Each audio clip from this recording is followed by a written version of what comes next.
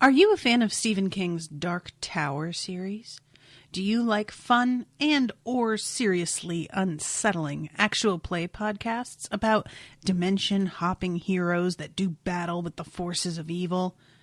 If you answered yes, chances are you'll enjoy the War for the Tower role-playing podcast set in the world of the Dark Tower. It takes place between books 6 and 7 and aims to correct some of King's more egregious indulgences. The characters include a survivor of Jericho Hill, the High Wizard of Brooklyn, a shape-shifting badass from Dungeons & Dragons, and so much more.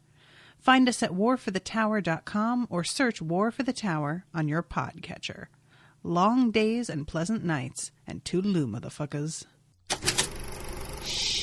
This is an Unspoiled Network podcast. This is Unspoiled, covering Doctor Who, Season 4, Episode 14, Journey's End. In this episode, I was worried that Donna was going to die, but it's so much worse.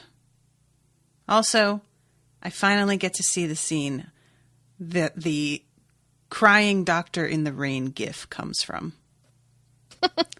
Welcome to Unspoiled.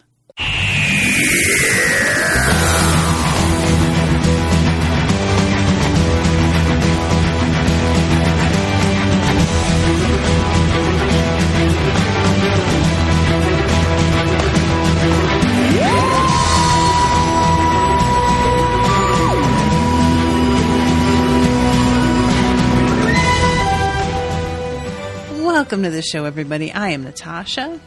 And I am Jamie. I know. I'm so sad, guys. Guys, if Catherine Tate could just stop being such a good actress, it would really help me out a little bit. Because I feel like this whole storyline wouldn't have been as heartbreaking if it weren't for her frantic, desperate pleading right before the doctor does what he got to do.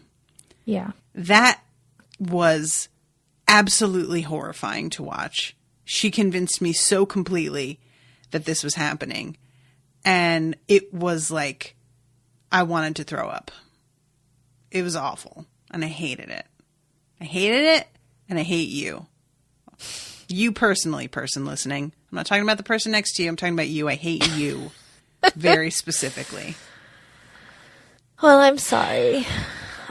I briefly mentioned before we started recording that I've been very anxious about recording this episode.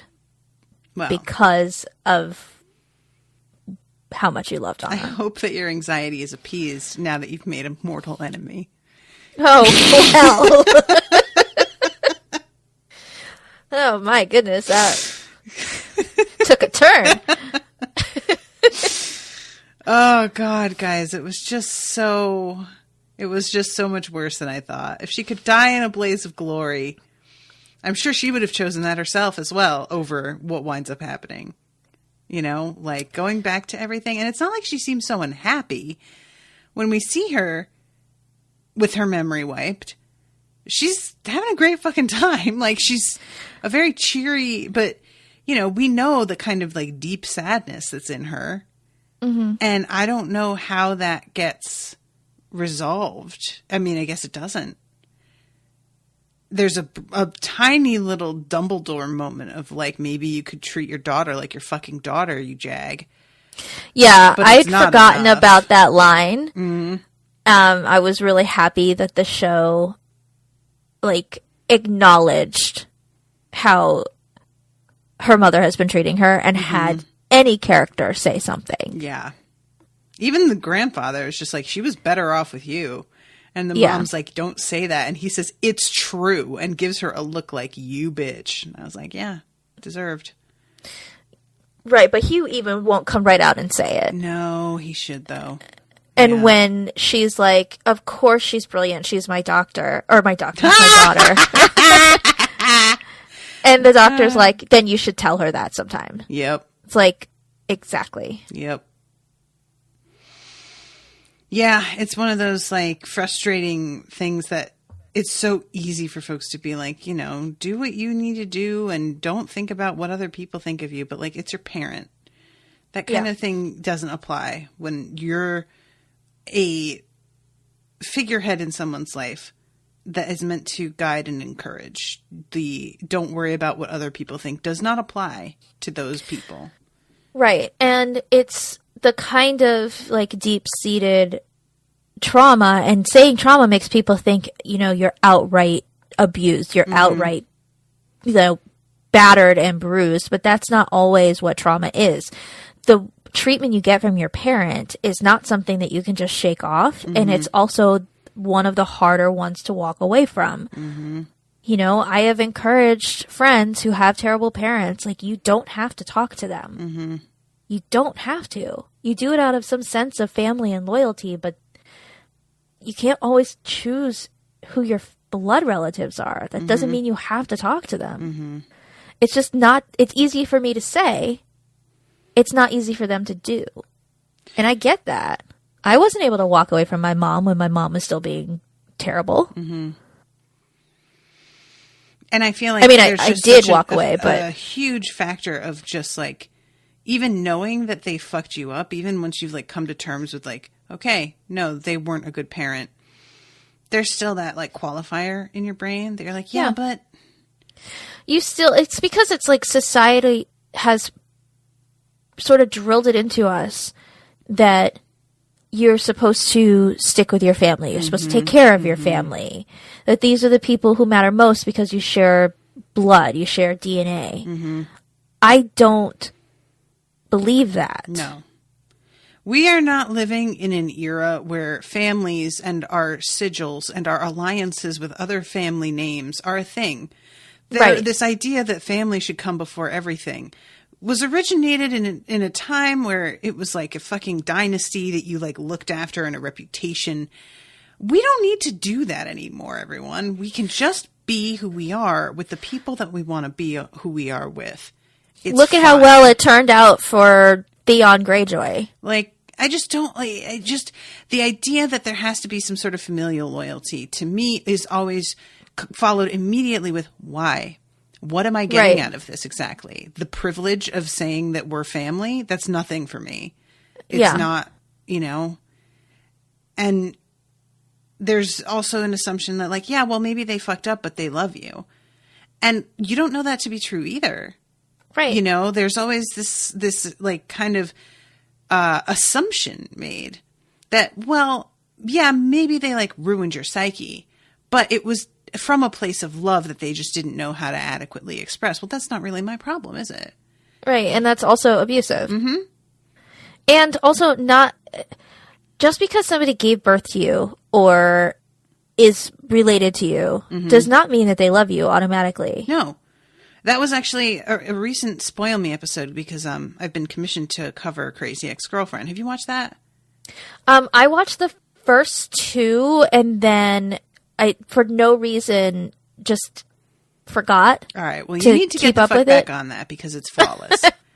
But I'm saying it's flawless, and now I'm about to talk about a flaw. But there was an episode where a character is talking to their therapist because their therapist is saying, like, you know, your mother really loves you. And this person replies with, so what? I'm supposed to be satisfied with a mother's love? That's bare fucking minimum. There are serial killers out there who have mothers who love them. And it was one of those moments where I know what the show was trying to say, but like, I know people who have mothers who do not love them. Yeah. And the treating a mother's love like it's a given to me is like a really damaging thing because it makes people who do not have it feel as if there has to be something wrong with them because it is such a given that everybody just assumes you have it, you know? It's just another, like, it all comes back to the patriarchy.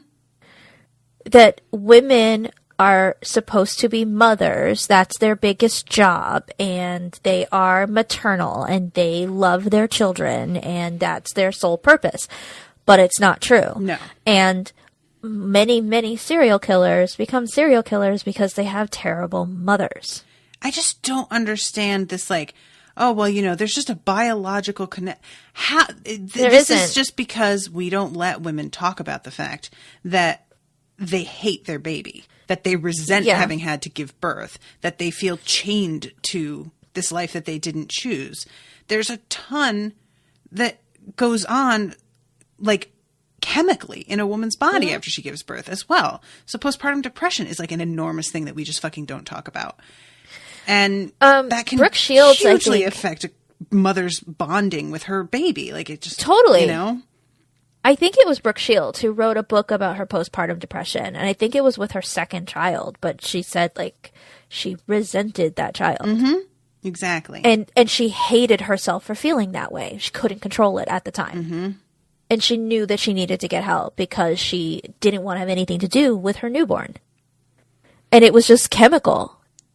And it's just such a taboo to even talk about it. Like, there have been articles written anonymously on websites that people just have, like, lashed out. Like, oh, well, someday your child's going to find this article and they'll piece together that it was you. And what do you think that'll do to them?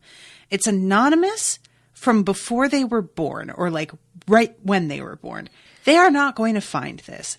And the fact that women are, like, it's treated as such a taboo that they can never, ever put the words to paper is really just so cruel, you know? Because if you don't work through that, then you just hold it inside and then lash out at your kid. Like, that's what happens. Yeah. And the people who lash out at those women are probably other women who probably also feel those things and hate themselves for it. Probably. And, like, refuse to admit it, so they're going to take it out on someone else. So, yeah, I just, So, yeah, Donna's mom. Donna's terrible. mom is terrible. I'm really worried about Donna now that she has, like, you know, gone back to who she was when she believed that she was nobody. And I really hope that there's something in her that, like, has changed, even if the memory is gone, that will allow her to take more risks and be... She was already on the right track with not listening to her mom and turning right. Mm-hmm. So I just want that pattern to continue, is all I'm asking. I can't say whether or not it does because I don't know, but we can believe that something is left in there. Fingers crossed. That she doesn't remember the doctor or what she did, but there's some sense of self that's different. Like, guys, can we just take a moment of silence for when the doctor says, "Hey, Donna, I'm going to leave," and she just goes, "Yeah, okay, bye." Like, see ya. So sad. I just, like, sat there with my mouth open, just like, wow, okay, we're just really doing this. She okay. Oh, okay. Brutal. Yeah. Ugh. And, like, you know, I know that probably many people were very happy about the weird happy ending that Rose gets. I have always it's just nothing to me. Felt really weird about it. Because I was one of those people that just really loved the chemistry between David Tennant and Billie Piper. Mm-hmm. I loved the characters together, and I totally shipped it. So what kind of happy ending I wanted was for them to be together. And that's why Doomsday is so tragic to me, because they are separated by a parallel universe that they can't crack into, or all worlds will collapse. Right. It's terrible. So then she gets this, and I've always been like, ew. Mm-hmm. Like, but it's not, that's, ew. Mm-hmm. It just always feels really weird. Yeah. I feel really sorry for Human Doctor, because he's watching her be like, yeah, but he's not you though. Which, like, ouch, you know? Like, he's still, he's literally a person. And, like, yeah, it's a weird decision. And apparently, according to something I've read, The concept that a doctor would grow from the doctor's severed hand, who would end up with Rose, was planned since the Christmas invasion. Russell T. Davies states on the commentary track for this episode that he had the idea in mind that just prior to the 10th Doctor's regeneration, a scene would depict him growing a clone of himself from his severed hand and send him off to live his life with Rose. The concept was ultimately brought forward and was developed into its own entire story arc due to the timing being perfect. He says that he told David Tennant about the idea he had. It's a gross idea. I don't like it. I don't like it either. I never liked it. I wanted Rose and the Doctor to have a happy ending. I knew that they wouldn't because she's stuck over there. That was fine. Yeah, just don't have them have a happy ending. We're grown-ups. We can take it. It's fine. Yeah. And, like, she was doing okay over there. She obviously isn't happy necessarily and, you know, was seemingly always trying to find a way to punch back into her world. Mm-hmm. So the concept of, well, now you have to go back here because ... Like, it's never really explained. Like, I get why Jackie would have to go back. She has a baby over there and a husband. Mm-hmm. Mickey's not going back. Why does Rose have to go back? Yeah, it was real weird to me. Rose had to go back because Billie Piper was not coming back on the show. And if she didn't get stuck over in another parallel universe, there would be no reason for her not to be in the TARDIS. She's asking him why I spent all this time trying to find you, and he literally never answers her. Right. There's no answer given, which that's not how you write a script, guys. You don't have her ask the question that the entire audience is asking and then just not answer it. And also, if you want to get Billie Piper back so badly and you want there to be this emotional reunion between these two, first of all, let's have it. Mm-hmm. Because we didn't get it. Not really. Not really. And make it matter. Mm-hmm. I don't know. Yeah, it just felt like I was really expecting, because she comes back, for there to be some like problem that only she can solve that comes up. Right. And that's not really a thing. It turns out to be all Donna, which I want it to be all Donna. I'm not mad about that. But like, well, then why are we doing this? And also, I don't like, I like, you know, I'm getting ahead of myself. We really just need to talk about this episode. Okay. Let's talk about it from the start. And we can kind of speed through, but like when you're talking about let's have an emotional reunion between the two of them, and we don't really get that. I'm sure that there are people listening who are like, what are you talking about? Yes, we do. But I know what you're saying, because I actually rewound, and I did this a few times this episode, because this episode is packed. There is like a lot happening, and there are scenes where I looked down for a moment and looked up, and there's a person there that wasn't there a second ago. And I'm just like, wait, what? And I had to rewind.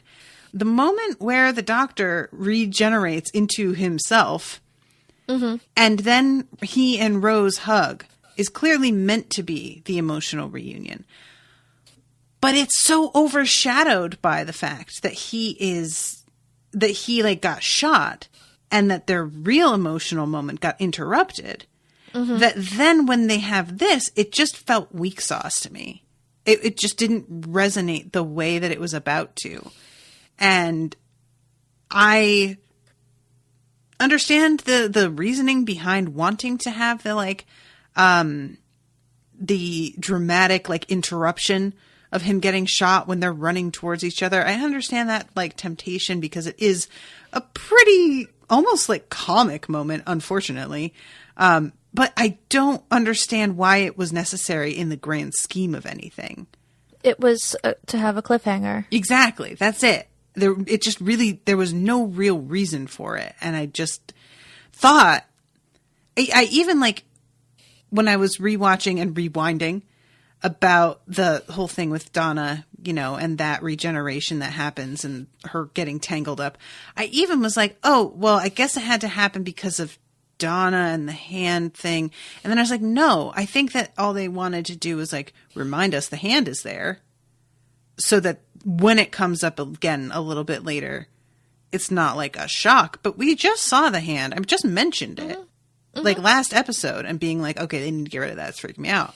So I don't feel like they even needed to do that either. So yeah, really, it served no purpose whatsoever, except that they wanted to leave a cliffhanger and they wanted to like rob the two of them of this moment. And then they kind of tried to do like take back season. No, you don't get to do that. Like, and after all that she's gone through to get back to him, for their reunion to like post being shot by Dalek, post regeneration or non-regeneration, for it to just be like a big happy hug, like it's only been a couple of days since we saw each other, or a year or whatever, but not under tragic circumstances.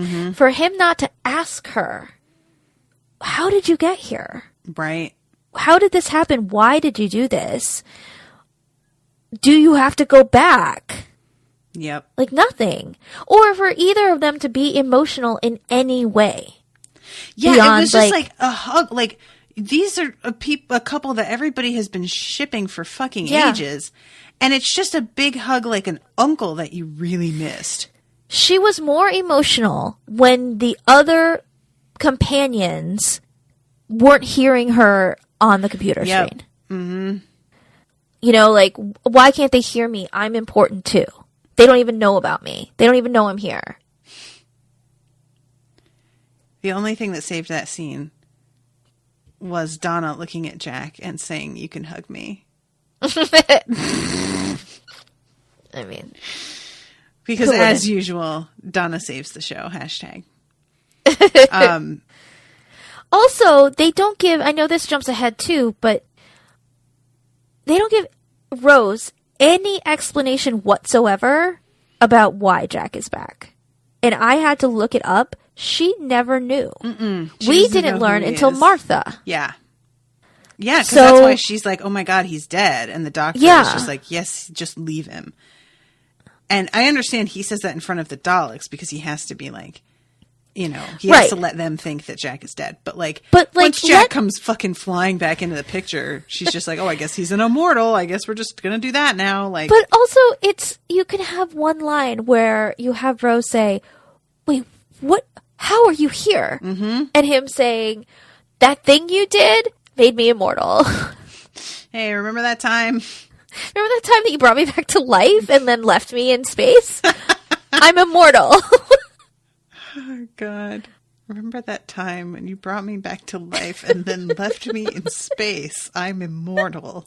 I had to live hundreds of years carrying around a severed hand. God damn. That's horrifying.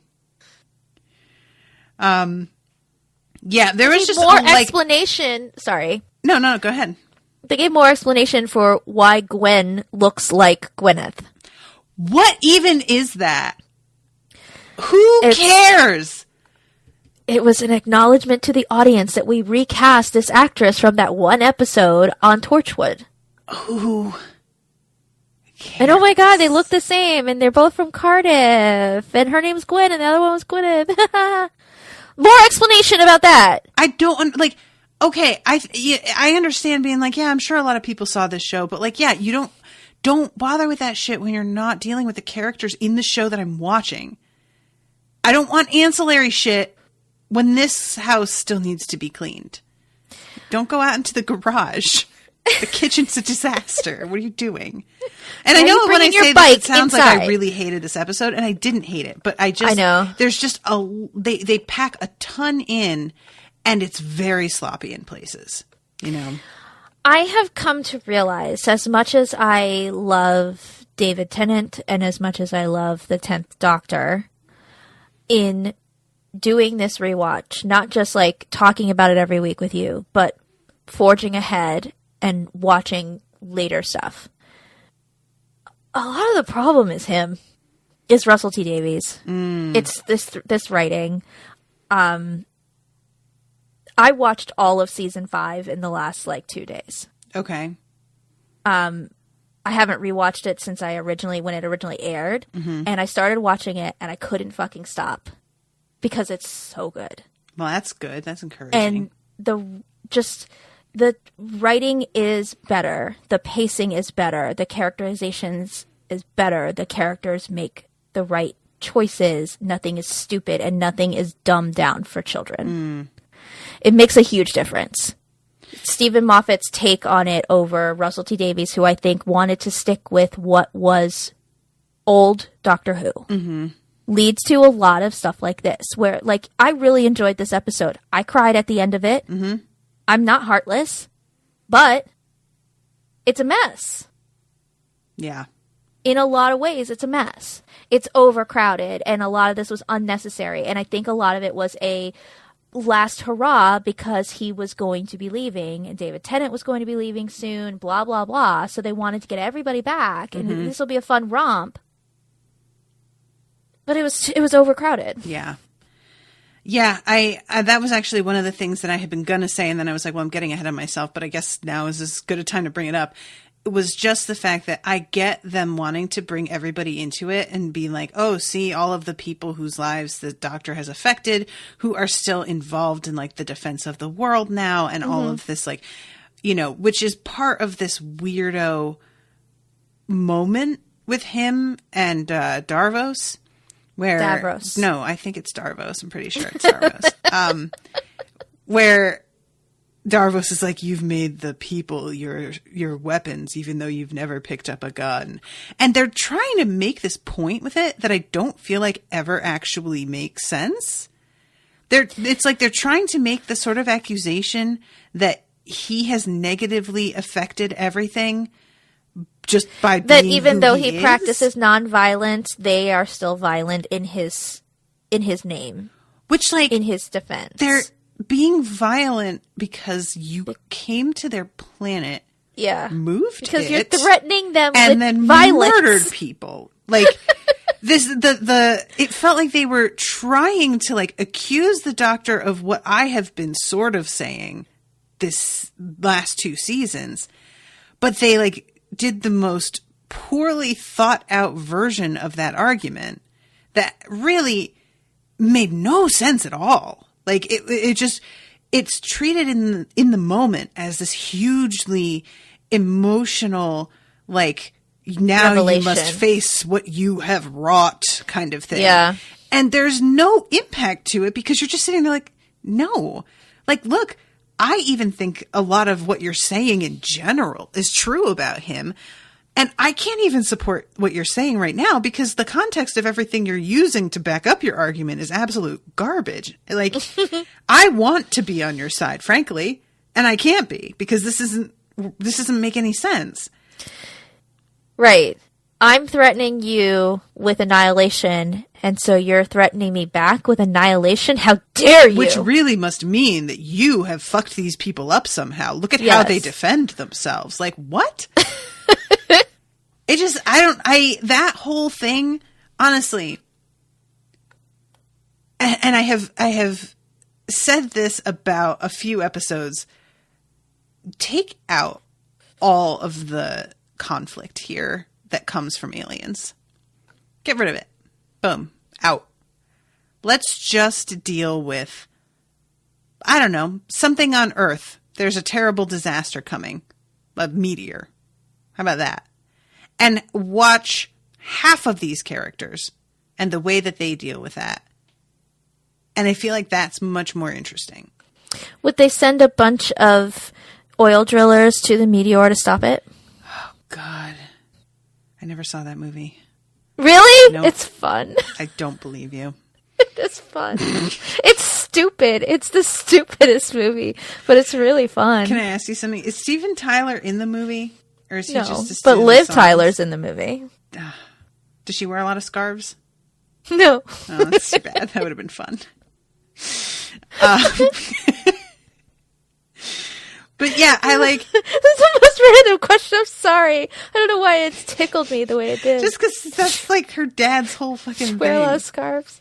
There's a character on The Magicians who I was like saying looks like Steven Tyler, and somebody in the chat was like, he looks like Steven Tyler's microphone, and I was like, what? And they linked to a Google search of Steven Tyler's microphone, and even his mic has scarves on it. Yeah. It's insane. But yeah, I feel like this show has the bones of really interesting character stuff and really interesting conflict, but then they just get bogged down in this alien stuff that, like, it can be done super well. I'm not trying to say just, stop it with the aliens. I mean, Midnight was all about some weird fucking alien that really freaked me out. So yeah, it can work, but it just seems like most of the time they just fucking disappear up their own asses with this. And yes, it's just chill, y'all. It's fine. You've got interesting people here in a genuinely, like, distressing situation. Make, like, a third of the episode, because he wipes Donna's mind and returns her home and talks to her family within the last 6 minutes. You know how I know? Because I checked how much time was left and told you it says 6 minutes left right before all that happens. Mm-hmm. That deserves more time. That deserves... I mean... Yeah. There's just so much to work with there. And you have Catherine Tate killing it all episode. Let her do so much more, please. When she has the doctor's brain, I mean, it's so uncanny. Funny. It's freakish. The scene with her and the new doctor, when he has picked up her mannerisms, is so good. And their play on each other is so good. Like the moment when she stands up after she's gotten his mind activated inside of her, and she says something like, "Oh, yes." And I was like, bitch! Oh my God. It was just, she just nailed it. That kind of, like, the two of them imitate. That's just a trope that I fucking love. I'll never get tired of it. Is characters in, like, it has to be on movies or television, because in books it just doesn't quite often work the same way visually. But when you get to watch an actor pretend to be another character within the same show, that's gold. It's always just so beautiful. Even when they're not really that good at it, there's still something just so charming about it. When Faith was inside of Buffy. The one that I always think of is Hermione is pretending to be Bellatrix. And that's really good too. I did just think of that one as well. I just, they have so many neat ideas, and then it just keeps getting fucking sidelined by fucking Darvos yelling, "Get them away from the controls!" Like he's grandpa and the kid is messing up the VCR programming or something. Just don't have him involved, guys. I do very much enjoy the crazy Dalek Khan. Oh my God, that's true. I did like really that. Funny. The Dalek Khan, who Darvos is like, "What do you mean? I said such and such." And the Dalek Khan's like, "Oh yeah, I mean, I did say that. But did I not mention that I realized you're a psychopath, we are a curse, and I hate everything and want it all to fail? Did I not say that part? Huh, my bad. Yeah, no, that's what I meant though."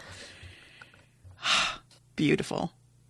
I love it. His glee at them figuring out how he manipulated the Daleks is really funny. Who did his voice? I think it's the same guy who does all the Daleks' voices. Because look it up. It is just really amazing.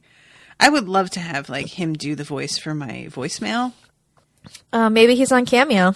Do it in character and just "You have reached Natasha's voicemail!" Just something really fucking manic that everybody's like, whoa.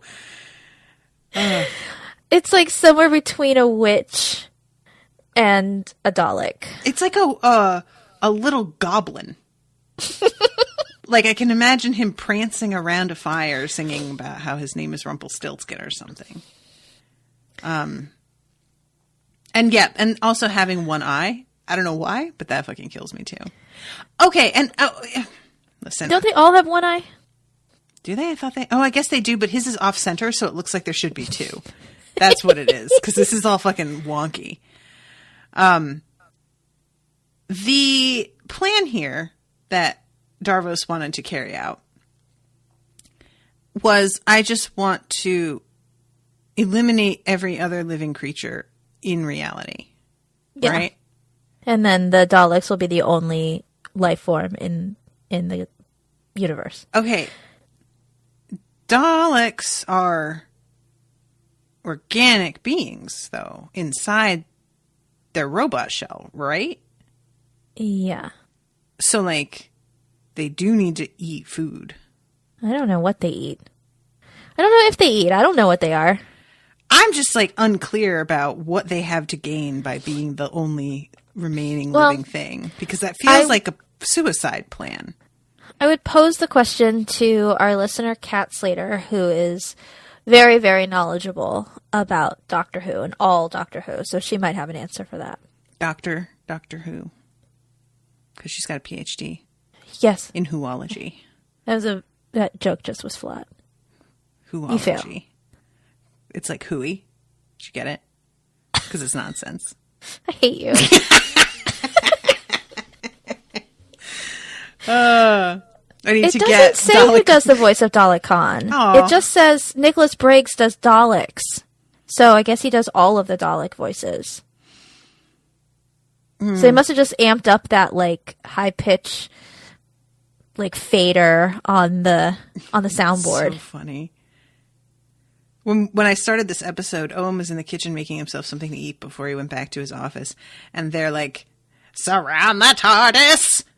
Activate the Templar! What is it called? The reality bomb! No, it was like the thing that catches the TARDIS and brings it up. Temporal prison, I think is what it was, right? Temporal prison! And Owen from the kitchen just goes, we are very annoying! And I was like, yeah, all right, fair. I think they're so funny. I will tell you, one of the funniest things, besides the Dalek and the Cybermen arguing, are the Daleks yelling exterminate in German. Oh my god, I didn't even notice that they were saying it in German. Oh my god. Funny. I love it so much. The Daleks, like, I hope to God that if the Daleks return as another, like, you know, big bad moment, that they figure out a way to make them less funny. I don't know if it's possible. I just can't take them seriously as a threat. I find them so hilarious. That's the problem. Yeah. I can't, like, I know. I said that I was, like, real happy that Darvos was here because they need somebody to be, like, the actual scary part.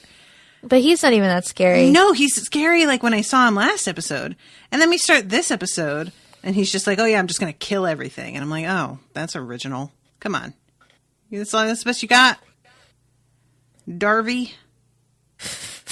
Old Darvey Davros. over here. I feel like I'm going to have to every once in a while say Davros so that listeners don't get really frustrated. No, it's think fine. that you're not doing this on purpose. I mean,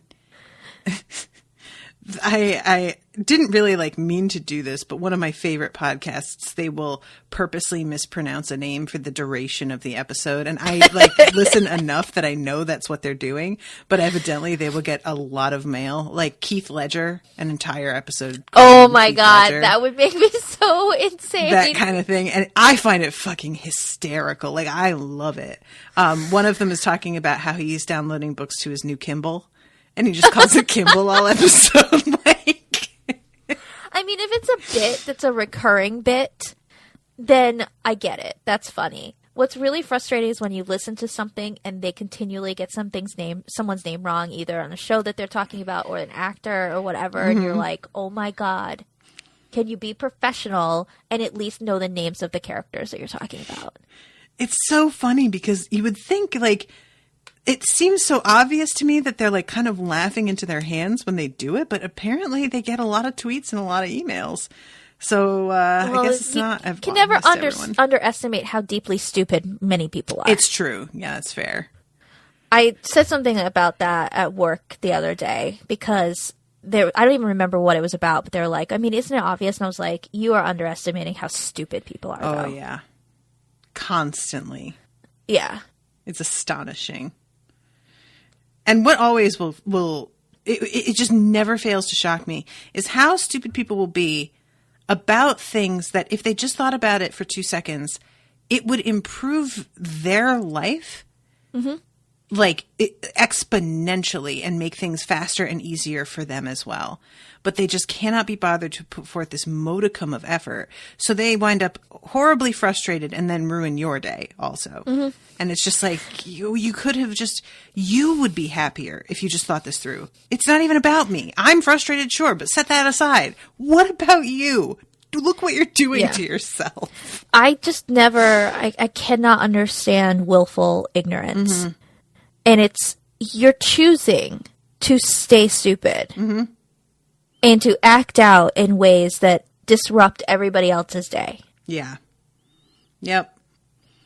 So, I don't know, guys. You can read about it on my new book, which is going to be coming out on Kindle next week, called People Are Stupid. Letter R, not word. Backwards R as well. Backwards R. Like a kid wrote it. Okay, so we have Jackie and Mickey come back. Yep. Ricky. Do we call him Ricky? No one calls him Ricky in this one. Okay. It's always Mickey, but he is called Mickey Mouse. Wait, what? Jack calls him Mickey Mouse. Does he? Oh, I didn't miss Yes, that. and then he calls Jack Cheesecake. Oh, that's excellent. I like that. Yeah, that works. Jack, that moment, probably best line in the episode, honestly. So there are 3 doctors now. I can't even tell you guys what I'm thinking right now. Oh, you get out of here. How many fucking slash fics are there out there? Of the doctor and his other doctor? And Jack. Oh, probably a lot. Lots. Yeah. I don't even want to type that into DeviantArt. I was about to do it, and then I was like, why would I do that to myself? No, don't do that to yourself. But yeah, so they show up, they save Sarah, is it? Yes. And Sarah Jane. Sarah Jane. And then the other 2 from Torchwood get saved by time stopping? There's like a time lock. I didn't really understand this. I rewatched this part a couple times, and I didn't really understand how this was happening. I don't understand it either. It may be something, it's something that one of the previous characters on their show, on Torchwood, was working on. Yanto says, like, Tosh was working on this, but I didn't know she'd finished it. Oh. Tosh is a character on that show that, spoilers, dies. Now, see, guys, this is what I'm talking about. Is this worth the time? These people that are not from this show talking about a character who died somewhere else and mentioning a thing that has saved their lives, so that the fact that they have been attacked really kinds of wind up not meaning anything. And I don't remember, I watched the first 2 seasons of Torchwood, and I don't remember if that was something that Tosh talked about working on, or if it's something that when it happens on Doctor Who, it's an easy thing for Yanto to say, well, Tosh was working on that. I didn't know she finished it. So I don't even know if it actually references something real from that show other than there was a girl named Tosh. Right. Yeah, I feel so, like, irritated by things like this, because I really understand the, like, temptation to do fan servicey stuff and be like, people will be so excited to see them on the show. But, like, come on. It's not worth it in the end. I really don't think it is. Well, not when it's this crowded. Exactly. If you're going to do this and they're going to take up half an episode and you're going to flesh them out and give them something to really do, and what they do seems to have serious consequences somehow. But I can't remember how they even, like, wind up factoring into how things turn out in the end. They don't. Yeah, Sarah Jane's, like, and Mr. Smith and the dog and her son, they're the ones that, like, handle shit, right? Yeah, because the K9 is able to, like, sync up with the TARDIS in a way that they weren't able to do without him. Right. He is a Deus Ex Machina, which is fine. Yes. But no, the like, 2 in Torchwood... Like, Sarah Jane at least was in another episode of this show, so I know who she is. So I don't feel about her the way I do with everybody else. Well, many people would argue that we should watch and discuss Torchwood. That's fine. I'm not going to say because I don't know how I feel about it yet. But I'm just like, I don't feel like it should be a necessary thing in order to enjoy this episode. Right. And I don't think that it should be something that you bother shoehorning in when if you deleted everything that happens to them from this, it would change absolutely nothing at all. I agree.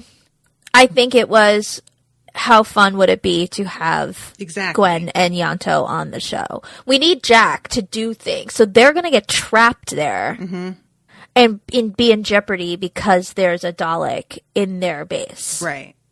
But we can't use them otherwise. So it's just a fun, like, aren't you watching Torchwood? Mm-hmm. And I was watching Torchwood when this crossover happened, and I still didn't care. But I didn't like Torchwood that much. Listen, I'm not, like I said, not going to take a stance on whether or not we should cover Torchwood or not. Mm-hmm. I will defer to your judgment on that, or, whatever. Whomever's judgment. I like Jack more. But I like Jack on this show more. That's fair. If that makes sense. So yeah, it kind of reminds me of like there are a lot of things in the Dark Tower series that are like references to other books because it's a big like kind of weird conglomeration of different universes that Stephen King wrote about, sort of starting to collide. And I got really irritated a few times.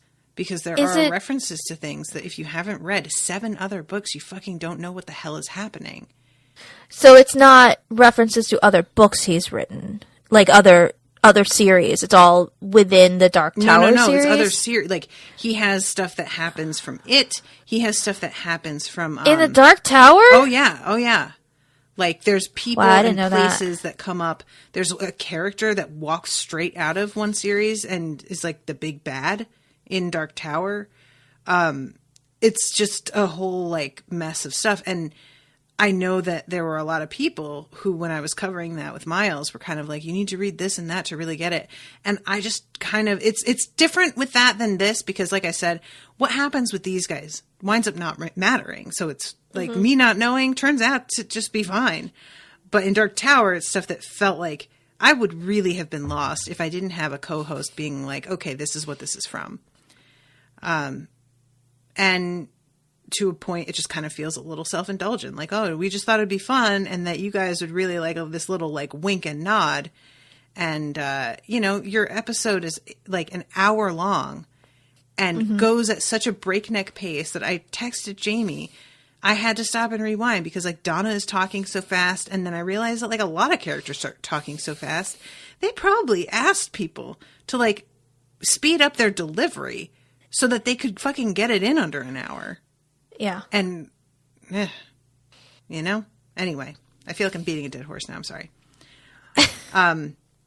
What's the name of the Dalek that's red? Does that one have a name? Because he's like the one that's in charge, it feels like. Yeah, I don't know if he's named. Okay. Red. To be honest. They only really reference Dalek Khan. So he'll be just red. We can just call him that. Sure. Voiced by Morgan Freeman.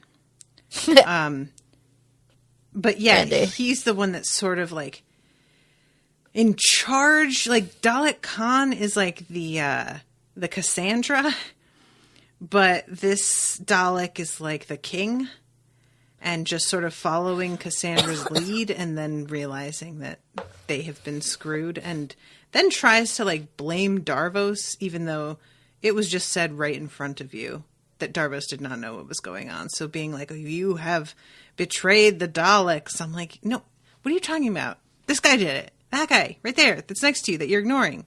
Okay, fine. I'm getting ahead of myself. Donna gets trapped on the TARDIS after it's captured. This results in some weird thing. So she goes and why does she reach for the doctor's hand? I think maybe some of his energy is coming out of it. She keeps hearing a heartbeat. Yeah. Is that like related? Well, she does say later, when she realizes that he only has one heart, that that's what she was hearing. But it hadn't happened It's almost yet. like the TARDIS was sort of, not a feedback loop, but like giving her glimpses of, to like give her a push. Because, you know, the TARDIS does some stuff of its own accord.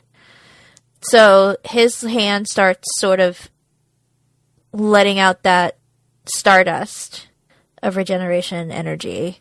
And she's hearing this heartbeat and she reaches for it, probably just out of like a weird instinct of like, will this keep me from dying? I don't know. They don't explain it. Like at all. They don't explain it. She says she was hearing this heartbeat, but she never says why she thought, okay, the TARDIS is basically fallen into a volcano. Right. I'm going to die. Let me see what happens if I hang on to this regeneration energy. What will that do? I'm trying to find the exact spot because, like, I feel like she reaches out for it before it begins to glow. She's like she reaches for it and that's what makes it start to glow? Yeah, that's what I thought. Maybe I'm wrong, though. Okay, there's light the red coming... Dalek. Sorry, the red Dalek is the Supreme Dalek. Ah, okay. He's got sour cream on him, that's why. So get out. Some Taco Bell humor for you folks. It's hard to tell because in the scene where she reaches for the hand, there is so much light already because things are on fire that it's hard for me to tell whether or not there's supposed to be light coming from the hand, but you do definitely hear the heartbeat begin again. So I think that we're supposed to see it as like the heartbeat is coming from the hand. Like it's like, do you get what I mean? Yeah. The notes I took, the notes I copied from the website says she hears a heartbeat again and touches the container and energy flows between it and her. Mm-hmm. Okay. And that's the only explanation it gives. All right. So the TARDIS was probably like, hey, touch it, touch it, touch it, touch it. And that was like what the heartbeat was meant to be. Just the TARDIS getting more and more pushy. The hand bursts out of the container and forms into a duplicate of the Doctor. Yeah. That looked pretty cool, I will say. I really liked that effect of it being like glowing and like just moving very slightly. It was real creepy. I liked it. And then his body like forms around it and everybody in the world was like, ooh, he naked. Except Donna who's like, you're naked. Yeah. Put some fucking clothes on for Christ's sake. But yeah, this was fun. I liked there being two doctors. When Donna gets thrown into the mix, I liked that too. I just don't need one of the doctors to go home with Rose. It would be fine. Just have him evaporate or something. So he served his purpose. He was an emergency doctor who has now disintegrated now that the emergency is over. And, you know, don't tell me that fans wouldn't buy that because they buy everything. They could just say anything. Oh, yeah, we have, you know, these things that teleport us in and out of different universes, but they need to be charged for 30 minutes. Yeah, sure. Okay, fine. We all talked for ages about how going in between different universes would lead to, like, the collapse of reality. But sure, you just found these little fucking Tamagotchis that let you do it, and it's no big deal. Fine. Let him just disintegrate. But I guess everybody would be like, well, that's a waste of a good doctor. Yeah, he's not. I mean, he's mostly human. Yeah, that's fair. And he'll age with her. Yeah. Which I feel like is something I didn't appreciate that much when I was a kid, when people would be like, but you'll get old and I won't. And I remember always being like, so what? And then as I do get older, I'm like, oh yeah, that would be terrible. I definitely need somebody who understands what it is to get older. When I started dating Owen, I was 29. And he was 24. No, 23. And let me tell you, now that he has reached the end of his 20s and is starting to realize that he can't just drink as much as he feels like the way that he used to. Or is started to realize that if he goes to bed really late, he pays for that shit. Or has started to realize that if he continues to eat garbage, he will literally want to die a couple hours later. It's nice because I didn't realize how much older I had gotten until we would like do things together and he was having no problem and I was just in agony. Yeah. And he's finally started to like catch up and be like, oh my God, I'm so tired. I can't do this anymore. And I'm like, thank God. I needed you to get here. And like, it took forever, but thank God.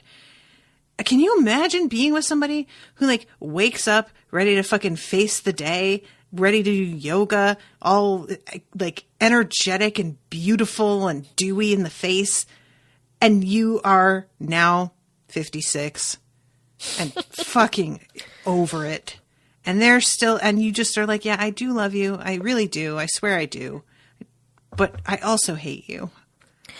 It's like in those vampire stories, there's always a human who's in love with a vampire who doesn't want to be a vampire themselves. Mm-hmm. And they're like, we can be together forever. And the vampire's like, I can be forever. You are going to get old and die. Mm-hmm. And the human is like, but I just want to stay a human. It's like, no, bitch, you want to be a vampire. Yeah, you want forever. You want forever, you need to be a vampire. Like, this is not a choice. It's a very easy decision. Be a vampire. Or break up. Right. Or don't be involved with a vampire. Yeah, just get over it. But, like, that vampire is not going to be sticking around when love of their life is now 98 and they still look like they're 17. Yeah. This vampire who can move at the speed of light isn't going to stick around for you at the state fair in your rascal scooter while you try and make it through the crowd, my friend, okay? Like, it's just, no. Find a human being. It'll be fine. Yeah. Sorry. Oh, I can't wait to get a scooter someday.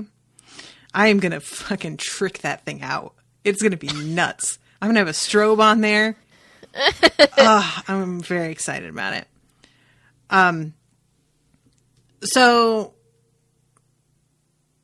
There's this whole thing with Martha. Oh, who cares? Honestly, I am so mad at what they have done to her. Yeah, Martha just gets done dirty every time she's on this show. That sounds really gross. I know, but seriously, they just don't. It feels like they don't like her. It feels that way, right? It feels like personal. I don't know. Like, why? Poor Freema, who never gets anything good to do, has these like emotional moments with her mom and then has to go and deal with the Osterhagen key. Oh my God. That thing that's never been mentioned before ever, and as it turns out is a bunch of nuclear warheads underneath the crust of the earth that will break the earth apart in defense of something taking it over. Like, oh my God. And I don't understand why that's supposed to be any sort of like detriment, because they're off Earth. Go ahead, blow it up. They're about to, like, unmake reality. Why would they give a shit? Who cares? Like, the best part about Martha's whole thing here is when she says something and Rose is like, I like her. It's like, she doesn't know, well, I guess she does know that Martha was a companion after her, but there's, like, no jealousy. Mm-hmm. So it's nice that Rose has grown. Because when she met Sarah Jane, she was like, Soup's jealous. Soups. Yeah, I just like, I feel really bad that basically any time that they don't know what to do with Martha, they're like, oh, we're going to send her on a solo military mission. Yeah. Every fucking time. And there's this whole scene in German without subtitles. I mean, at first there's subtitles. And you then noticed that, but you didn't notice the Daleks saying exterminate in German? I was too busy pausing and going, are they speaking in German or are they just speaking really fast again and I have to rewind again? Because that had happened so many times so far that episode that I was like really zeroed in on this old lady's mouth, trying to like tell whether she was speaking English, and I just was failing to understand her through her accent. But yeah, and like this scene is all dramatic with this woman threatening to shoot her, and we all know you're not going to shoot her. And then it's like, oh, well, we want to reveal that this is like some terrible doomsday thing, and this woman doesn't want Martha to go through with it. But the thing doesn't make any sense. You're not threatening to blow up the Dalek ship, which fucking Jack chimes in with literally minutes after Martha's fucking giant proclamation and standoff and, you know, posturing. Then Jack comes in with like, oh, okay, well, I'm going to do what Martha did, except effective. Like, it's just absolute garbage. I have a warp star and you have nuclear weapons. A warp star on a fucking necklace that a soothsayer just gave to me and just told me would matter one day. I know, it's nonsense. You guys. There's a lot of nonsense shoved into this episode. I swear to God, I never thought that we would reach a more, like, hilarious moment than when Jack just happens to have a thing to teleport them away from all of the file-toothed meat-eater cannibal people at the end of an episode that acted like that was going to matter at all. But her just happening to have this thing that's insanely dangerous as a piece of jewelry. I mean, I guess that happens in the other show that she's on. So it's another callback? No? I don't know. I think it's something that's also mentioned on her show, but it's not something that was seen, if I understand what I was reading. Sansa, what do you want? Come here. Justice. Yeah, I just like... There's so much that doesn't need to be here. Because what winds up happening? Do they need to use Martha's doomsday thing? Do they need to use the piece of jewelry that's fucking bomb, whatever? No. No, because the Daleks just warp them into the same room they're in. They warp them in like it's nothing! How? I don't know. How? Again, I am not kidding, guys. I know that it sounds like I'm just saying this every time for like the effect of it. I stopped and rewound because I was like, wait, I must have missed something. They just zapped him in? How can they just do that? Well, turns out, no explanation. They can just do that, evidently.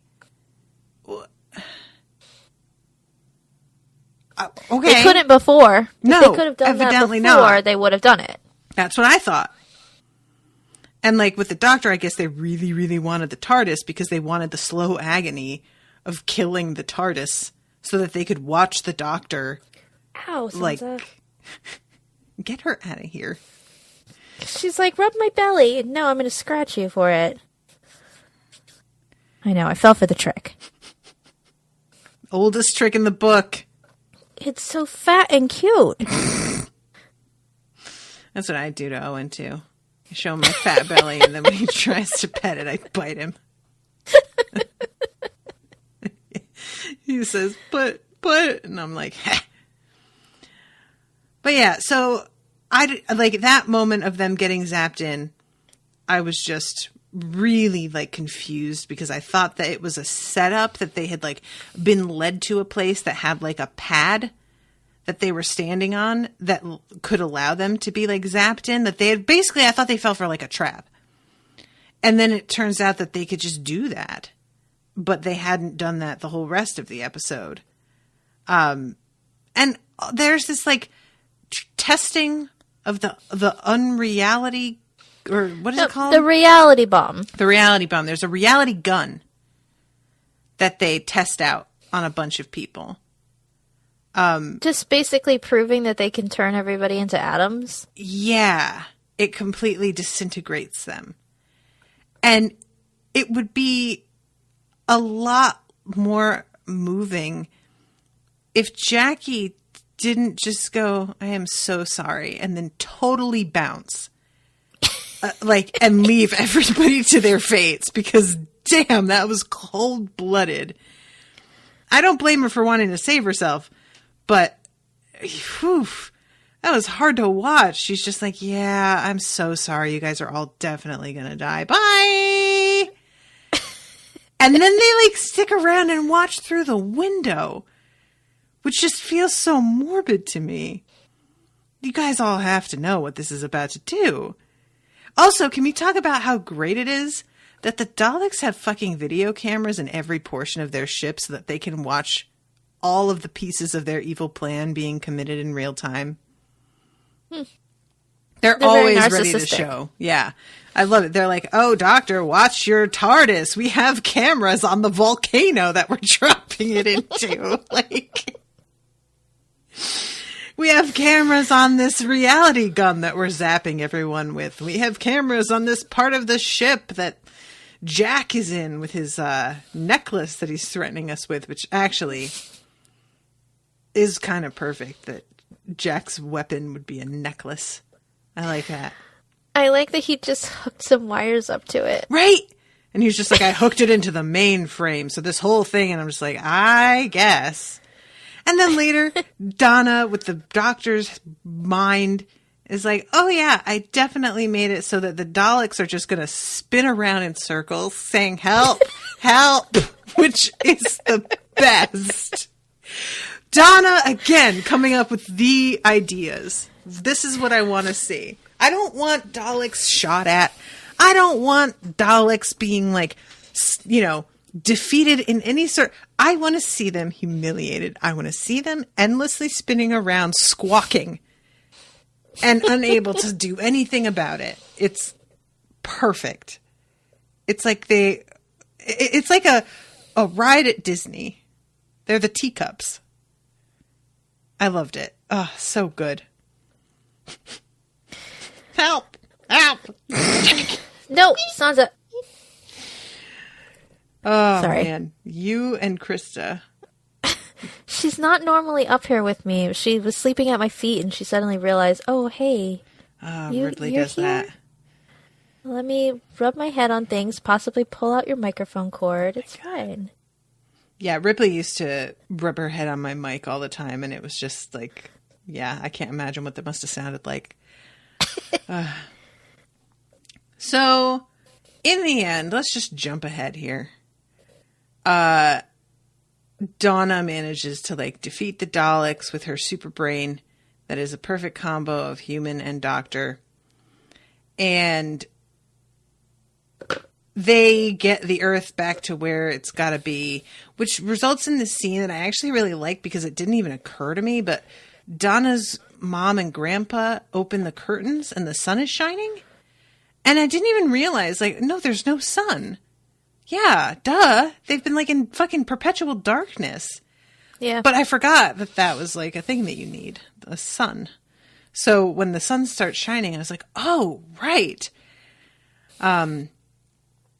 And we have the thing with the Doctor's weird golem twin going off with Rose. Yep. And her, like, making out with him so that she gets distracted that the real Doctor is leaving. It just feels so weird. Yeah. And then we have the scene where it becomes clear what's going on with Donna is no good. This is awful. Yes, where I started crying is when she started repeating the word binary. Yes. She's talking, she's saying, I thought we could try the planet Fell Spoon, just because, what a good name, Fell Spoon. Apparently it's got mountains that sway in the breeze, mountains that move. Can you imagine? And the Doctor has this fucking tragic expression on his face, and he says, and how do you know that? And she says, because it's in your head. And if it's in your head, it's in mine. And she's not reading the room here. She's not seeing the expression on his face. And he says, how does that feel? And she says, brilliant, fantastic, molto bene. And then great big universe packed into my brain. You know you could fix that chameleon unit if you just tried hot binding the fragment links and superseding the binary.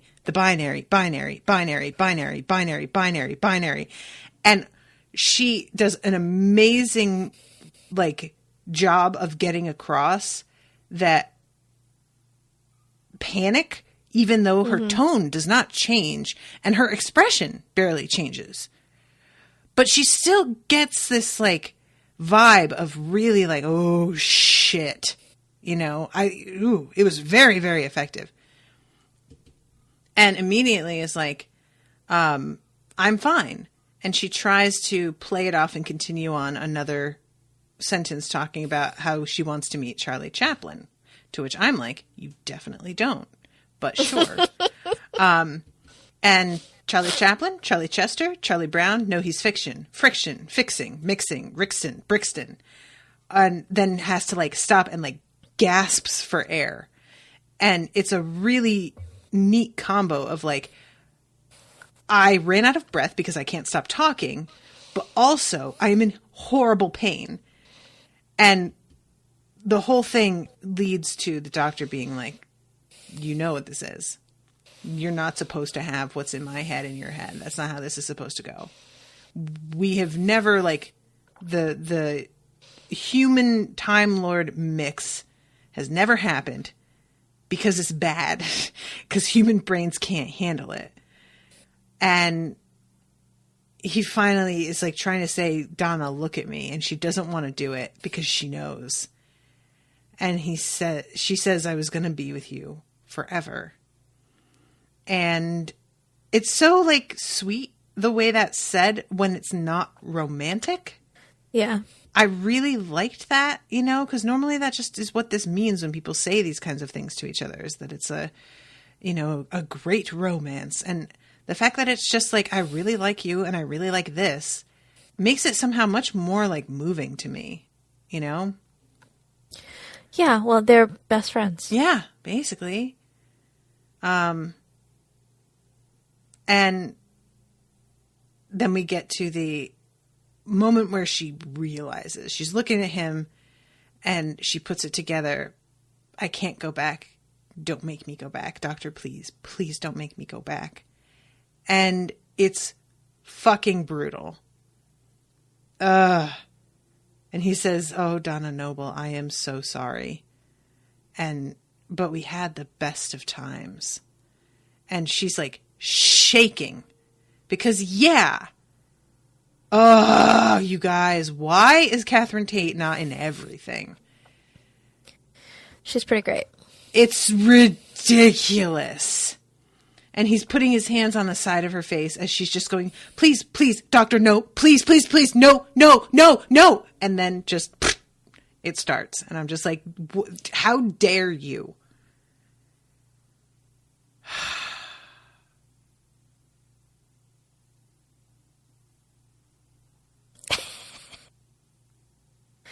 Moment of silence for Donna Noble. The audacity to have this episode be filled with so much fucking garbage, and then you pull this kind of ending out. How dare you? Rude.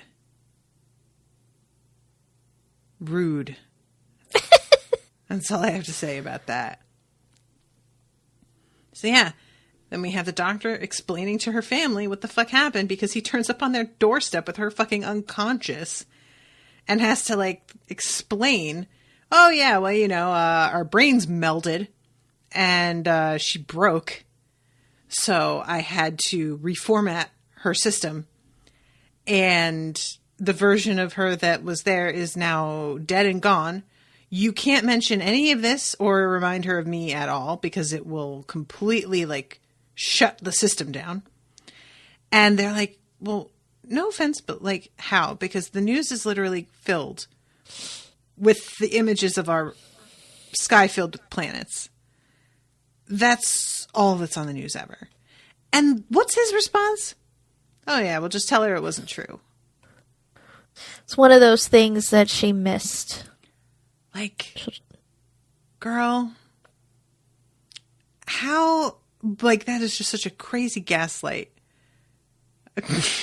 Just like, yeah. Oh yeah, well, you know, it didn't really happen. I don't know. Ugh. Or, well, when he says it's just another thing that she missed, it's referencing, like, she didn't know about the Battle at Canary Wharf because she was in Spain. I get what he's trying to say, but this went on for days, and this is something that was worldwide. You know, this isn't like, I was in a different country and it wasn't happening where I was. The fucking planet was shifted to another universe or galaxy or whatever. Well, she was sick and sleeping and slept through the whole thing. I know, it sucks. It's just mean-spirited. I hate it. So yeah, he says she was the most important woman in the whole wide universe. And this is when she says she still is. She's my daughter. And he says, then maybe you should tell her that once in a while. And her eyes get all wide. And that's when Donna walks in. And I was like, God damn it, because I really wanted him to give her a bit of a thrashing. But he doesn't get the chance to do it because Donna interrupts. Donna, let him yell at your mom. Come on.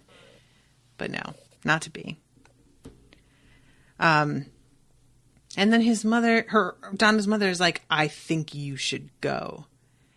And I'm like, you know what, lady? Who fucking cares what you think? Honestly, when it comes right down to it, go jump in 1,000 lakes of fire and drown and then burn to death. Because nobody cares. You're terrible. And you don't get to have any sort of like high horse in regard to him. Ugh. I hate you so much. And then, yeah, we have the Donna, I was just going, yeah, see you. Tell you what, though, back to the phone conversation, I was just like, why? Ugh. And then we have the chat with Grandpa out in the front. And I was like, listen, no. Grandpa, just don't do it. Don't prolong this. Just let him get away. There's a moment where the sun really flashes off of one of Donna's rings. Or the light. I guess it's not the sun because she's in the kitchen and it's dark. But is that like from... Are they drawing our attention as viewers to that on purpose because it's like a thing that she got during one of the episodes of the show? Or is that just like the lighting? Was that just me reading into something?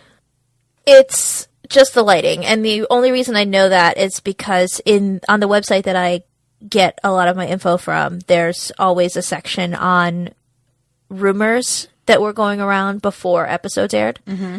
And one of the things was that flash of light made people think that ring, they thought it looked like the one that... do you remember when the Master was burning and there was a ring on the ground? No. It's season 3 in the finale after the Master dies and the Doctor burns him. Then, like, after he walks away, it shows a ring on the ground. And, like, somebody picks it up, but we don't see who it is. Oh, I forgot about it because he's, like, out on a cliff being really dramatic with this, right? Yeah. So there were people who apparently were like, it looked like that ring. But it's not. It was just, honestly, like, the light hit the ring in the scene, and that's it. So that is debunked. Okay. So yeah, then we get the sad doctor in the rain scene. Yes. And I'm actually very pleased with this because I was concerned that by the time we reached sad doctor in the rain, that I wasn't going to feel like it was worth the use of that gif all the time, that like whatever he was so sad about, I wasn't going to also feel sad about. Do you know what I mean? Yeah. And then it turns out to be like, no, this is like the best fucking place for this gif being famous and used everywhere all the time is the best kind of like respect I can think of to be paid to this episode.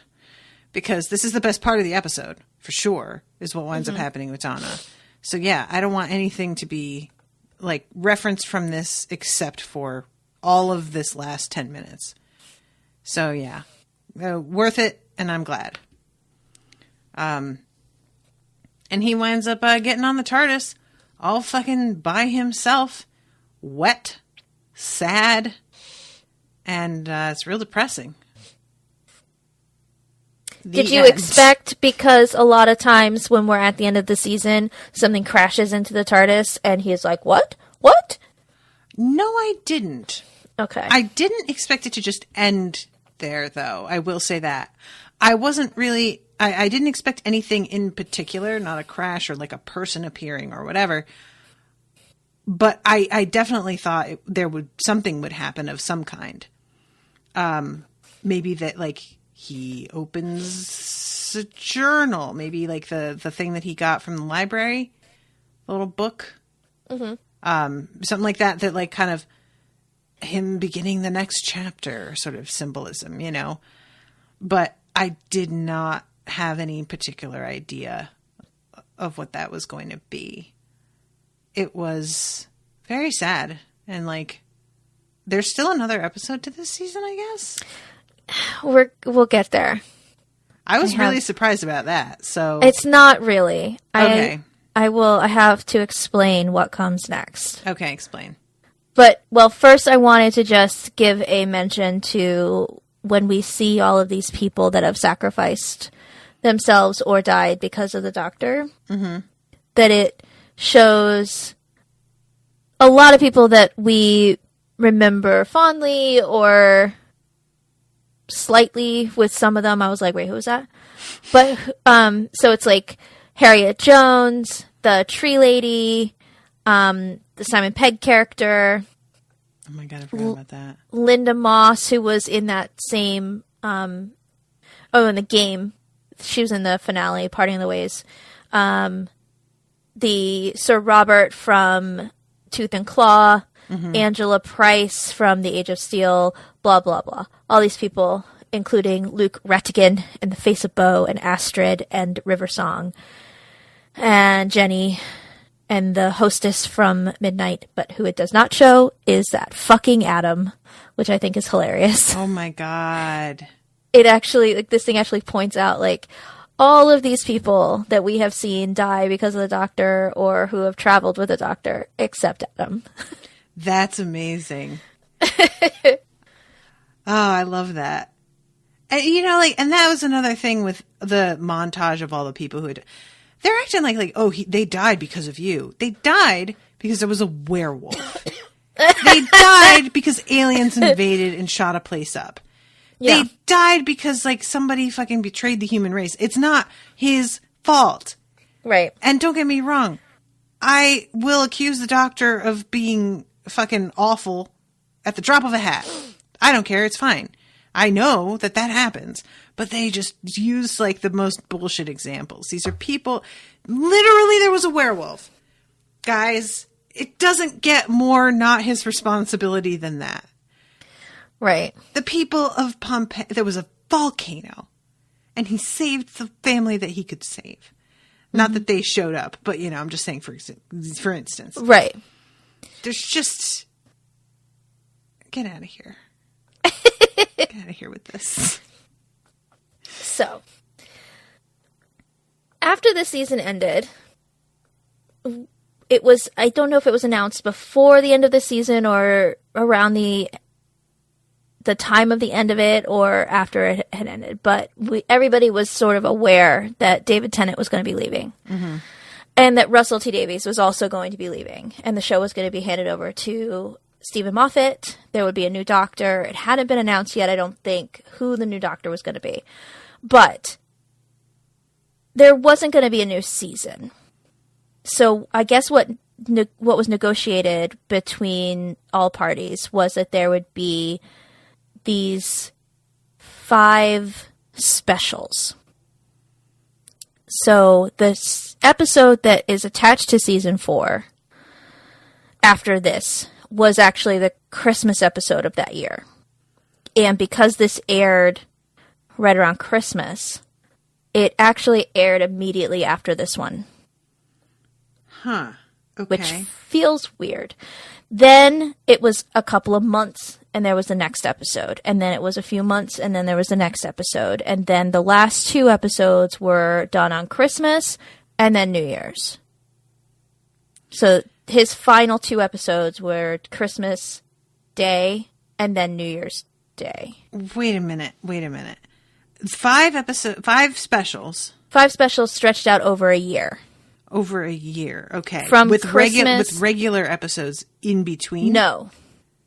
So there's just like a dead spot with just... Yeah. There's no... this is season 4. Season 5 is the first season that Stephen Moffat was running. And in between that are David Tennant's last 5 episodes, which were spread out over a year. They were just these specials. And some of them are slightly longer than an hour because they're special. It's a special episode. It's like... on Amazon, it's actually listed as the David Tennant specials. So you're saying in between that, but then you... But when I said... There's no season, is what I'm saying. So what do you mean by in between that? In between what? That's what you just said. You said in between that are the specials. In between season 4, which we just finished. Oh, in between seasons. Okay. And season 5, which we can't get to yet, because in between that, we have to have these 5 specials that David Tennant did to finish his run as a Doctor. I guess he didn't want to do an entire season. Or maybe Russell T. Davies didn't want to do an entire season. I don't know. But here's what I'm going to say.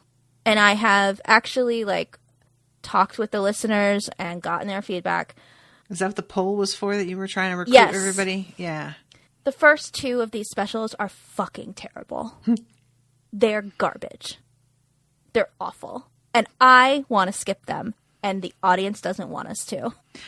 So, I'm going to forewarn you. The rage! Oh, guys. She's so mad at you right now. I advocated so hard. They don't even matter. They don't even matter. They really want this to be complete. So, I'm going to warn you ahead of time that the next 2 episodes we watch just flat out suck. Do you want to do 2 at once? Well, I think we could, except that they don't connect in any way, and I feel like I'm just saying because Rashawn and I are covering the side stories for Dresden Files in between books right now, and we're doing 2 stories per episode because there's 6 independent stories between books 10 and 11, and I was not about to spend 6 weeks, a month and a half between books. Well, I mean, I wouldn't be against that only because, for one, I'd like to get through these last 5 episodes, to be honest. I'm really excited for us to get to season 5. And I don't want to put it off very long. And you know how I feel about David Tennant. I really love him. I'm really excited to get to the next Doctor. Which I think you're going to really like. And I also thought you were going to be so angry about what happened to Donna that you were going to quit. Did you really? I did. Because you like her so much and it's so tragic and so, I can't believe they would fucking do this to her. I really was fearful that you were going to be like, what the fuck? How dare you make me watch the show? I mean, it is so tragic and so sad, but also it doesn't feel like a total waste. Okay. Like it did with Martha, for example. Right. It felt like they didn't give Martha anything to do, and then they gave her a really stupid, ending, and it just felt like they just did not give any shits. And at least with Donna, as much as this episode was full of just nonsense in many spots, it felt like they were really trying to honor her. Okay. As having had her do something significant and, be, Yeah, I was really scared that you were going to be like, I can't believe you got me into this. I fell in love with this character. She's the best. And now this, I really was afraid. I mean, so I was like, I want to get through the specials quickly so that we can get to the next season, which I do believe you're going to like more than any of these ones. I was prepared for Donna to die. I really kind of thought that was what was going to happen. So at the very least, she's still alive and she's still, in some ways it's worse because she has, her family has to hide a major thing from her for the rest of her life. And there's no way she's not going to sense that a little bit, but I still found it satisfying. I didn't feel the way that I did about Martha, where I was just like, how could you guys didn't do anything with her. Are you serious? So, yeah. All right, well, I would be all for watching the one that's attached to the end of season 4. Okay. On Amazon. And then you'll have to search for Doctor Who David Tennant specials because it lumps them all in their own little menu. And it's separate from, like, if you scan through Amazon and, you know, you go from season to season for Doctor Who, it doesn't have them in there. David Tennant specials. Here we go. So the David Tennant specials included with Prime Video. Yeah, it's its own little section and not, like, listed with all the other Doctor Who stuff. So when I was rewatching, I was like, wait a minute. Why is there only one of the specials here? Where the fuck are the other 4? And I had to search for it. So this is like the special and then behind the scenes. And then the special and then behind the scenes. Good God, guys. Those behind the scenes are real boring, by the way. I watched them all. Add season to watch list. All right. But yeah, this one is attached to this. Yeah, so we need to watch the one that immediately follows this episode. The next Doctor. Yes, the next Doctor. And then the one, we could do the one after that too, which would be the first one on those specials. Okay. And just get them out of the way, because, yeah, let's get them out of the way. You might end up liking them. I just don't. Guys, how about this? How about I already have a plan, which by the time this comes out, it'll be too late for anybody to actually, like, join me in real time. This Thursday, tomorrow, I plan to get very stoned and watch Gremlins and live tweet it. Have you really never seen Gremlins? I have never seen Gremlins. I've seen Gremlins so weird. too. That's even weirder. Which I know is tonally quite different. Yes. There is a lady gremlin with there sure titties. Is. But I feel like it might be fun for me to live tweet these specials while stoned also. It also might be fun for both of us to be really stoned when we talk about it. Said Jamie, hopefully. It might be fun, you know, like, for instance, just saying, like, you know, hypothetical, if I were to be extremely fucking stoned. Let me look at what my schedule is next week. Oh, wait, next week I do have to work on Friday. My mom's going to be here next weekend. I can still get stoned. It's not like you get a hangover. Yeah, you'll be fine. You just have to make sure to stay hydrated. I'll just, you know, finish recording and go right to sleep. So I hope that you listeners are happy that Jamie and I have to find out how exactly we can get as inebriated as we need to be to continue with this. Thanks for that. It's just these two. The last 3 specials are enjoyable, and then season 5 is so much better than I remembered. Can I ask you, is it as bad as the Star Wars Christmas special? I have never seen that, but I think it's probably not as bad as that. Oh my God, I kind of want to do like a fundraiser to get Jamie stoned and make her watch the Star Wars Christmas special. Is it available on Disney Plus? Oh God, I bet it's not. I'm going to look now. I bet it's not too. Didn't George Lucas like go on record and basically be like, if I could get every copy with the sledgehammer, I would fucking do away with every single copy. I don't think that he would allow Disney Plus to like... Wasn't B. Arthur in that? Yup. Yeah, I know a lot about it, but I've never seen it. Star Wars Christmas. No results found. Nope. Do you have Disney Plus? Yep. That's what I was just searching on. Yeah, because it's like been removed from production. Like you can't buy, you have to like find it on YouTube, I'm pretty sure. Really? Oh God. I found it. It's an hour and 37 minutes long.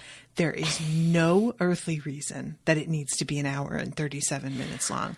That means it was like a 2-hour broadcast because of commercials, right? Where is it, on YouTube?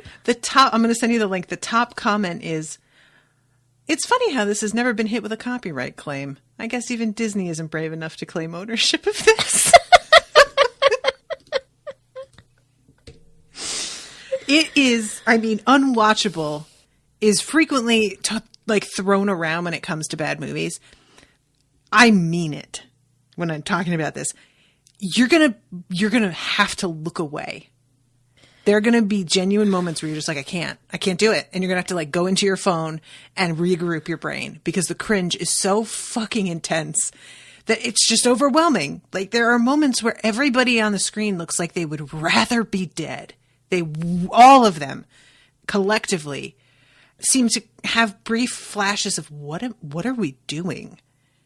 It's awful. It's awful. And poor Carrie Fisher is like clearly coked out of her mind through a lot of it. And there's like, I can't tell you anymore. You just got to watch it. Well, I'm not going to watch this for free, so we'll figure it out, guys. For me to do this. It's the holidays are coming up. I will very gladly let Jamie keep all the proceeds of whatever we do because I feel that she deserves it if she puts herself through this. I will be reaping the benefits of sitting back and fucking hearing what you think because it's mean. It's just, I'm looking through like, B. Arthur, what were you thinking, girl? When did this get made? Was it in the 70s or 78? Oh my god. Yeah, it got made after the first movie. It wasn't like, it wasn't, I'm pretty sure it was the first movie. And like, yeah, because if it came out in 78, that Empire didn't come out till 1980. The whole premise is that there is a holiday called Life Day that the Wookiees celebrate. And they're going back to... reference Life Day on The Mandalorian. Yes, they did. And I fucking cackled. And I didn't get it because I haven't seen it. Did you notice the ice cream maker thing too? No, I didn't know about that either. I was surprised because I was the one who was like, that looks like the ice cream maker some dudes running around with. And Owen was like, well, they did have an ice cream maker in the movies. I'm like, I know. That's what I'm talking about. And then it turned out to be. I learned about that by listening to Binge Mo talk about The Mandalorian. And I was like, okay. Wow, really? Yeah. I was surprised that I picked up on a thing that he didn't because he brings up the ice cream maker like not infrequently because he finds it really funny. Are you guys enjoying the show? I really like it. I fucking love it. Owen said something about how he thought the theme was like a little overblown when we first started watching, and it's like grown on me a lot now. I love the theme. It's just very, I love the music. I don't know. And I mean, also like, Baby Yoda is just the most adorable thing that's ever been put to screen ever. I saw a tweet painful. That said I would burn Baby Groot as firewood to keep Baby Yoda warm. And I was just like, that is the most savage and true thing. Yeah, it like breaks my brain how much I love that fucking puppet. I just want Pedro Pascal to please like be visible for a second. And I know that's I need to show you a tweet that I found that was from the first episode where you see a little bit of his wrist. And I saw that tweet. I feel like a Victorian lady titillated by the inch of skin of his wrist. I shared it in this other group I'm in and I put, what a thirst trap. Honestly. I love the fact that this guy played like a total sex pot on Game of Thrones, fucking melting the screen. And you could be like, oh, well, it's because, he's half naked and fucking a lot of the time, or he fights all the time and he's really that's strong. Just his big dick energy. He has that energy with the fucking helmet on his head. There is no excuse. It's not any like external factor. No, like how does he have so much sex appeal and you can't even see his fucking face? Yeah, it's real annoying. He's the greatest. I love him. I mean, I've been into Pedro Pascal for a really long time now, so it's historical. I love him, but this is like a new level. That he doesn't have the accent that he does as Oberyn. But he did that for Oberyn. I know he did, and I didn't know that until like, after filming was done and they were like interviewing him, and I was like, what the fuck? And then it turned out he was sort of imitating his dad, and I was like, oh, damn. Because he's got kind of like a California dude voice. Yeah. Yeah, he's doing spectacular work on that show, though. And guys, get Disney Plus, because The Mandalorian is so worth it. All that by itself is worth the money. Yeah, I feel like it's a weird thing because, like, once that's done for the season, I don't know why I'm going to want to keep Disney Plus after that. Well, they're already filming season 2, and the Obi-Wan show is going to be coming. There's an Obi-Wan show? With Ewan McGregor. How did I not hear about that? I don't know, but that's next. Huh. They're filming that already, too. I don't know about that. I just have such bad associations with Ewan McGregor being Obi-Wan that I'm just like... He was the only thing I liked about those prequels, which I generally do not acknowledge. He's the only thing worth acknowledging. You're my brother! From my point of view, it's the Jedi who are evil. Oh, well, good. Glad we had this discussion. I have the high ground. God, those movies. I have the high ground. Guys, I had never seen them, and I covered them. They're available for patrons. Did you? Yeah, did you not know that? No, because I don't acknowledge that those movies exist. I didn't. So I must have blocked it out. I had never seen the original Star Wars trilogy or the prequels. I had seen one of the prequels. I went to see for I don't know what reason, the Clone Wars in theaters, even though I'd never seen any of the other movies. Worst movie ever. Oh, God. But yeah, so for patrons, Owen and I covered each of the first 3 movies from the original trilogy separately. And then we did all 3 of the prequels as one podcast episode because we just, like, there was no reason to make them that's a good plan. Each their separate one. And that fight is just the most... I will never stop laughing. That whole last film is so inexplicable. There's just no rhyme or reason to half of the fucking, like, the character motivations are impenetrable to me. Yeah. On Binge Mode, they were talking about how stupid it is that they hid these 2 twins away from Anakin by putting Luke on Anakin's home planet with his aunt and uncle and not changing his name. Like, how stupid is Anakin that he couldn't find him? It's a real mystery. It's almost like nobody thought this through at all. It really is. So yeah, if you want to listen to me talking about those as a first-time viewer who's just sitting there like, are we serious? Become a patron, and they are on the website. All right. Is there anything else you want to add? No. We don't have any new reviews. There was nobody from Game of Thrones or Harry Potter in this episode, so no bingo update. And you guys get your wish, and we're going to cover the first 2 of those specials next week.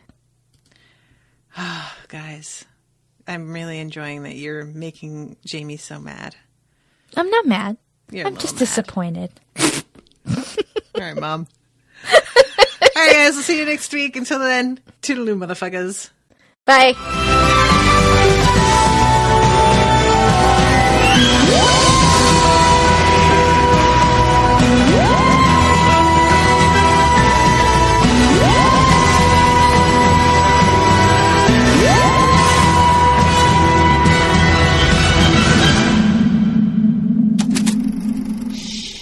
That was an Unspoiled Network podcast.